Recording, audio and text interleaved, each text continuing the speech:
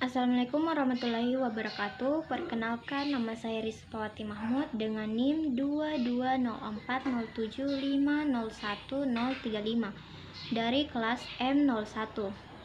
Pada video kali ini saya akan membahas 3 kasus dalam pendidikan beserta solusinya, yaitu mengenai inklusivitas pendidikan, pendidikan karakter, dan kesehatan mental. Yang pertama yaitu inklusivitas pendidikan.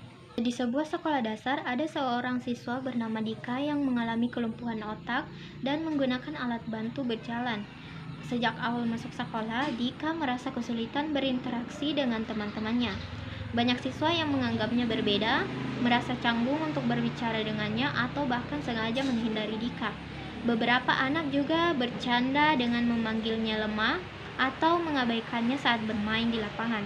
Akibatnya, Dika sering duduk sendirian saat istirahat, tidak diajak bermain, dan mulai kehilangan semangat untuk datang ke sekolah.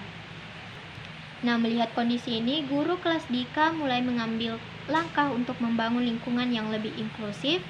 Ia mengadakan diskusi di kelas tentang keberagaman dan bagaimana setiap anak memiliki keunikan masing-masing. Ia juga menggunakan cerita inspiratif tentang tokoh dengan disabilitas yang berhasil meraih prestasi agar anak-anak memahami bahwa perbedaan fisik bukanlah penghalang untuk berkarya dan bersosialisasi. Selain itu, sekolah mengadakan permainan peran role play di mana siswa lain mencoba berjalan dengan alat bantu atau bermain tanpa menggunakan tangan untuk sementara waktu.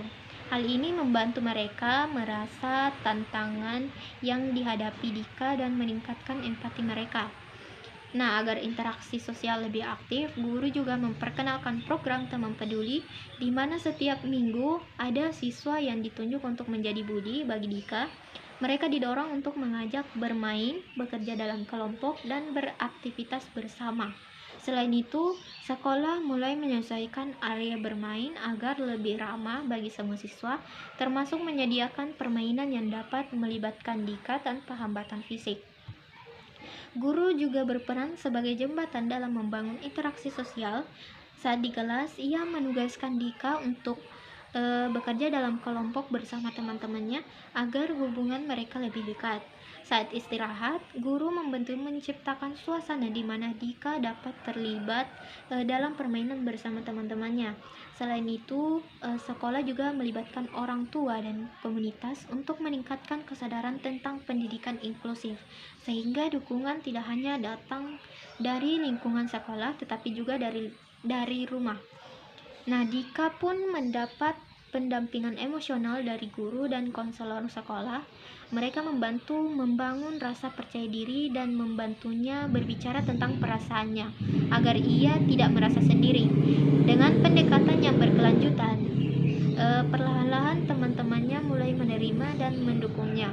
Dika tidak lagi merasa terisolasi dan bisa menikmati masa sekolahnya seperti anak-anak lainnya. Kedua yaitu pendidikan karakter. Nah, kasus ini yaitu kurangnya pendidikan karakter di sebuah sekolah dasar yaitu SD Bina Bangsa, di mana banyak siswa yang mulai menunjukkan perilaku kurang baik dalam keseharian mereka. Beberapa anak sering berkata kasar kepada temannya, tidak menghormati guru, dan suka membuang sampah sembarangan. Selain itu, saat diberikan tugas kelompok, ada beberapa siswa yang tidak mau bekerja sama dan lebih memilih bermain sendiri. Ketika terjadi konflik antara teman, mereka cenderung menyelesaikannya dengan cara bertengkar atau saling menyalahkan. Guru-guru menyadari bahwa masalah ini muncul karena kurangnya penanaman nilai karakter di sekolah. Selama ini, pembelajaran lebih berfokus pada akademik, sedangkan aspek seperti kejujuran, tanggung jawab, disiplin, dan kepedulian kurang diperhatikan. Akibatnya, siswa tidak memiliki pemahaman yang kuat tentang pentingnya bersikap baik dan bertanggung jawab dalam kehidupan sehari-hari. Nah, solusi untuk mengatasi masalah ini yaitu untuk membangun kembali pendidikan karakter di sekolah dasar.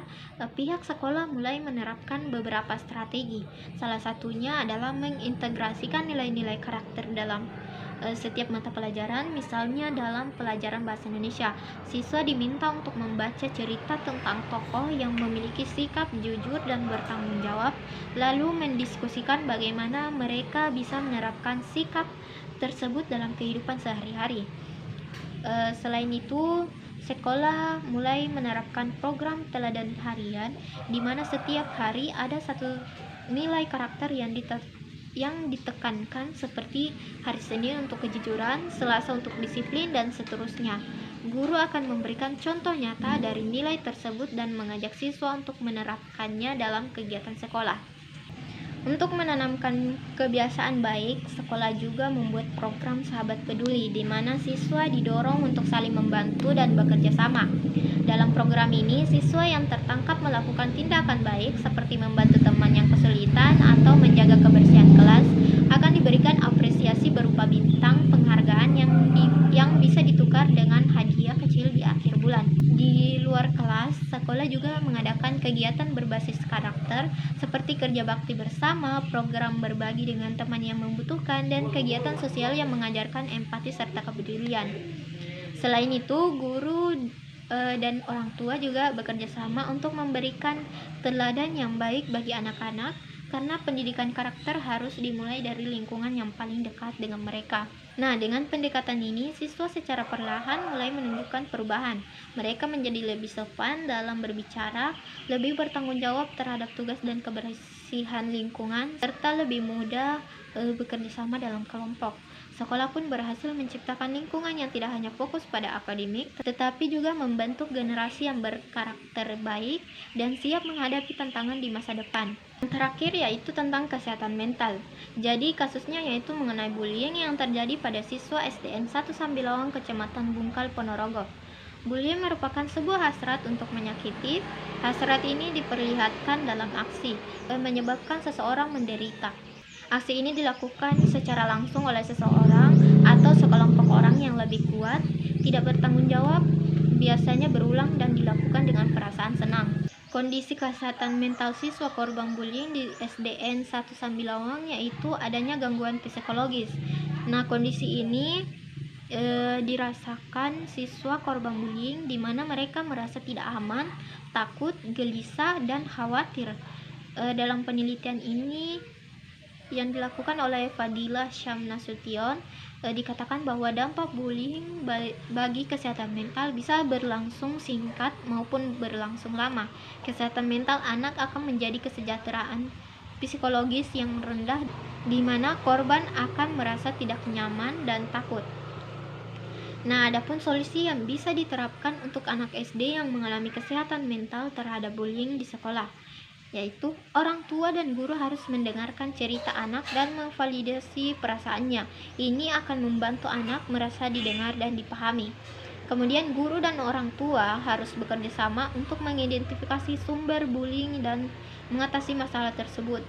Dengan mengimplementasikan solusi-solusi tersebut, anak SD yang mengalami kesehatan mental terhadap bullying di sekolah dapat mendapatkan bantuan dan dukungan yang mereka butuhkan.